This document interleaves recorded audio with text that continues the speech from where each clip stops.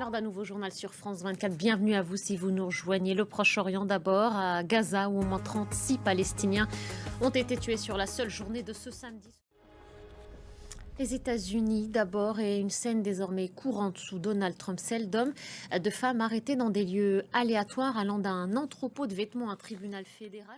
On va tenter de comprendre ce qui est en train de se jouer avec vous, Anne Corpé. Anne, l'immigration est devenue, disons-le, une obsession pour le président Trump.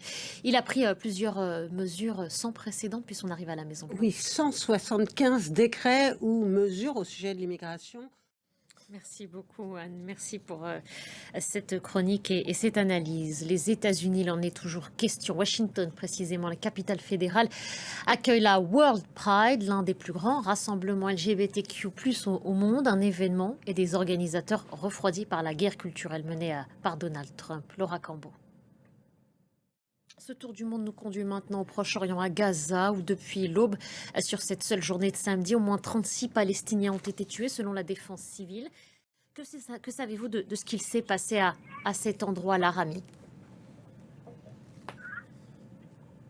Oui, malheureusement, c'est l'endroit où le sac de farine est trempé avec le sang. Malheureusement, c'est la nouvelle stratégie de l'occupation, c'est qu'ils appellent les gens de se rassembler dans le coin de ce qu'on appelle le rond-point Al-Alam pour aller après à la centre de distribution d'aide humanitaire.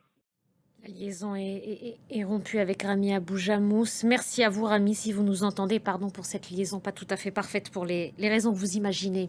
Sachez par ailleurs que le corps d'un otage thaïlandais a été ramené en Israël ce samedi. Le ministre de la Défense a parlé d'une opération spéciale dans la région de Rafah, dans le sud de l'enclave. Autre région du monde, autre guerre toujours en cours. Des frappes russes sur Kharkiv et Kherson ce samedi ont fait au moins 5 morts. Un échange de prisonniers entre les deux camps devait se tenir ce week-end. Et je vous le disais avant cette déclaration, des frappes russes ont visé le territoire ukrainien à plusieurs endroits. Kherson, Kharkiv, notamment 5 personnes au moins ont perdu la vie. La localité de Lutsk, près de la frontière polonaise, a également été touchée. Image commentée par Alice Broga. Et restez avec nous pour la suite d'Autour du monde.